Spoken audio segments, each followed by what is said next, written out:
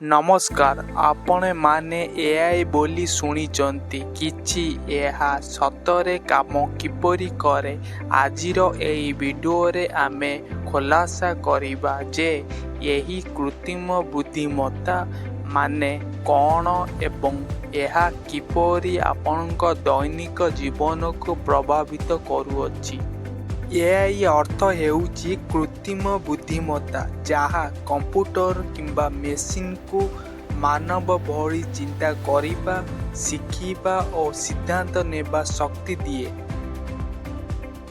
AI ବିଶ୍ୱାସ କରେ machine learning ଉପରେ। ଏହି ପ୍ରକ୍ରିୟାରେ ଏକ କମ୍ପ୍ୟୁଟରକୁ ଅନେକ ତଥ୍ୟ ଦିଆଯାଏ ଏବଂ ସେଠାରୁ ସେ ଶିଖିଥାଏ। ଏଆଇ ଭିତରେ ଥାଏ ନ୍ୟୁରାଲ ନେଟୱାର୍କ, ଯାହା ମାନବ ମନ ଭଳି କାମ କରେ। ଏହା ପ୍ରତ୍ୟେକ ତଥ୍ୟକୁ ଛୋଟ ଛୋଟ ଭାଗରେ ବିଭକ୍ତ କରି ଶିଖିଥାଏ। ଏଆଇ ଆପଣ ଦୈନିକ ଜୀବନରେ ଦେଖୁଛନ୍ତି। ଗୁଗଲ ମ୍ୟାପ ଆପଣଙ୍କୁ ରାସ୍ତା ଦେଖାଏ। ୟୁଟ୍ୟୁବରେ ସହଜ ଭାବେ ଭିଡ଼ିଓ ଓ ସଜେଷ୍ଟ ହୁଏ। ଛବି ଦେଖି ଚେହେରା ଚିହ୍ନି ପାରିଥାଏ।